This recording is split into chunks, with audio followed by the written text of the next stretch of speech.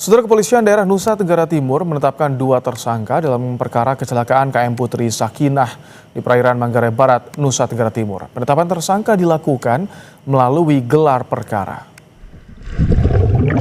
Penetapan tersangka dilakukan setelah penyidik memaparkan hasil penyelidikan dan penyidikan awal, termasuk keterangan saksi, ahli, serta alat bukti lain. 2 tersangka yakni nakoda kapal dan ABK bagian mesin yang diduga turut berperan dalam terjadinya kecelakaan.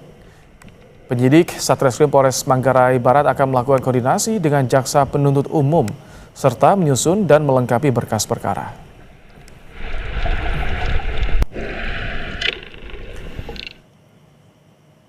Dalam rilisnya, Kabid Humas Polda NTT Kombes Henry Novika Chandra mengatakan berdasarkan hasil gelar perkara yang melibatkan unsur di Treskrim Sus Polda NTT, Propam dan fungsi pengawasan internal, disepakati penetapan 2 tersangka dalam perkara kecelakaan kapal KLM Putri Sakinah.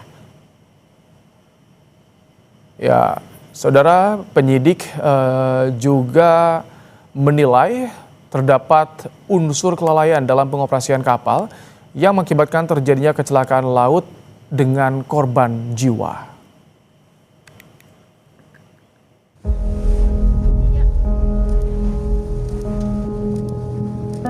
Tabur bunga dilakukan tim SAR gabungan di lokasi tenggelamnya kapal wisata Putri Sakinah di perairan Taman Nasional Komodo. Gelaran ini sekaligus mendoakan 4 korban warga negara Spanyol, di mana 3 diantaranya telah ditemukan tim SAR gabungan.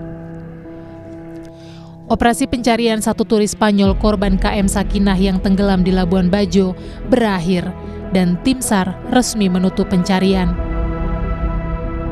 Hingga hari ke-15 pencarian, dari 4 turis Spanyol yang tenggelam, 3 korban telah ditemukan. Perubahan arus dan cuaca menjadi kendala bagi tim SAR saat melakukan pencarian korban. Jenazah korban pertama ditemukan pada 29 Desember 2025 lalu. Kemudian jenazah pelatih tim B wanita Valencia Fernando Martí Carreras ditemukan pada 4 Januari 2026 dan jenazah ketiga ditemukan pada 6 Januari. Tadi pukul 14.20 operasi SAR kita nyatakan ditutup, tetapi tetap kita melaksanakan namanya monitor. Kita melaksanakan monitor terhadap 1 yang belum diketemukan. Untuk kendala sendiri kita hadapi adalah memang kita melihat adanya perubahan-perubahan arus yang kita lihat di Labuan Bajo ini, dan juga perubahan terjadi adalah perubahan yang cepat sekali terjadi, sehingga ini yang menyulitkan tim, dan juga posisi lokasi kejadian kapal itu tenggelam pun itu menjadi kesulitan bagi kami untuk mendeteksi awal posisi keberadaan kapal itu sendiri. Peristiwa KM Sakinah tenggelam terjadi pada Jumat 26 Desember 2025. 4 dari 11 penumpang dinyatakan hilang. Keempat korban merupakan pelatih tim B wanita Valencia Fernando Martín Carreras dan ketiga anaknya. Kabar ini juga menjadi duka bagi sepak bola Spanyol dan atensi pemerintah Spanyol. Istri korban juga sempat bertemu dengan Gubernur NTT. Selama pencarian, 168 personel tim SAR gabungan dan 18 kapal dikerahkan. Sonar sistem dan SIBOP juga diturunkan di lokasi tenggelamnya kapal Putri Sakinah guna mendeteksi bangkai kapal di lokasi tenggelamnya kapal Putri Sakinah. Tim Liputan Kompas TV.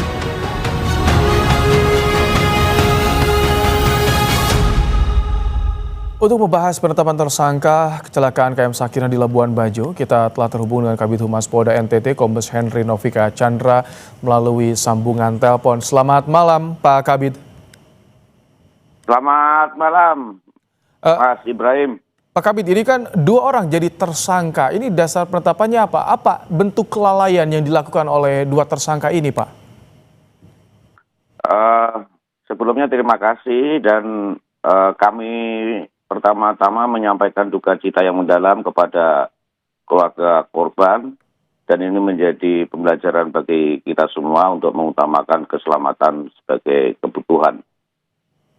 Bagaimana tadi disampaikan Mas Ibrahim terkait masalah alasan penetapan 2 tersangka, yaitu berdasarkan bukti, alat bukti dan barang bukti yang sudah dilakukan gelar perkara oleh teman-teman penyidik pada tanggal 8 Januari 2026, penyidik menilai terdapat unsur kulpa atau kelalaian dalam pengoperasian dan pemeliharaan kapal yang mengakibatkan kecelakaan laut dan korban jiwa.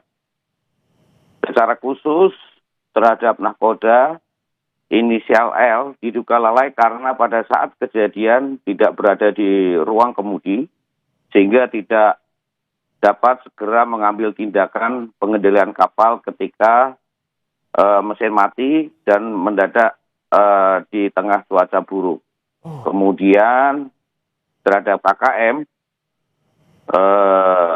inisial M diduga lalai dalam memelihara pengoperasian mesin sehingga menyebabkan mesin mati secara tiba-tiba.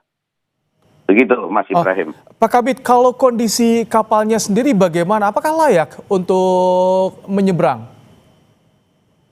Masalah kelayakan kapal masih dilakukan penyelidikan dan penyidikan berdasarkan pengumpulan bukti oleh teman-teman penyidik. Nanti akan disampaikan lebih lanjut kepada publik. Sementara kita tetapkan tersangka dulu untuk nahkoda dan juga KKM yang dengan menggunakan pasal 359 Kitab Undang-Undang KHP tahun 1946 yang kita contohkan pasal 330 Undang-Undang nomor 1 tahun 2023 tentang KUHP yang baru. Dan kita contohkan pasal 20 huruf C Undang-Undang yang sama.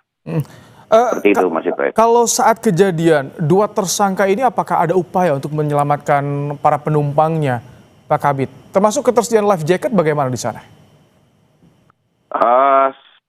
Saat kejadian, karena kejadian terjadi sekitar 20:45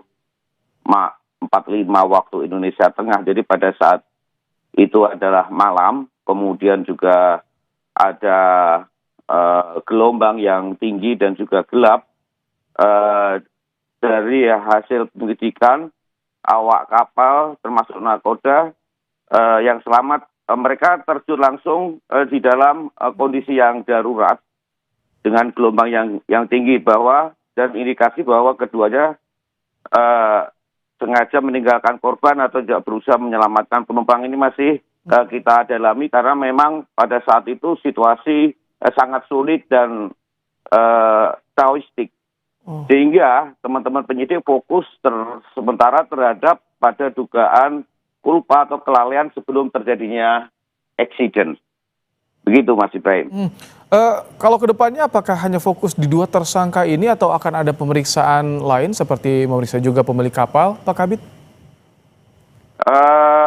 Di dalam peristiwa ini penyidik masih terus melakukan penyelidikan dan penyidikan dan terus berkembang. Dalam hal ini penyidik dari Satreskrim Polres Malabar, Satpol Air di backup oleh penyidik dari Polda Nusa Tenggara Timur, baik dari Direktorat Pol Air maupun Direktorat Kriminal Khusus, masih melakukan pengembangan dan pengumpulan bukti, baik barang bukti dan alat bukti, sehingga bisa terjadi ditemukan peristiwa pidana yang lain, Mas Ibrahim. Jadi masih di dalam proses penyidikan sehingga bisa menjadi terang benderang di dalam peristiwa tragedi kecelakaan laka laut ini. Kombes Henry Novika Chandra, Kabid Humas Polda Nusa Tenggara Timur, terima kasih telah menyampaikan informasi terkininya dalam program Kompas Malam hari ini. Terima kasih, Pak Kabid.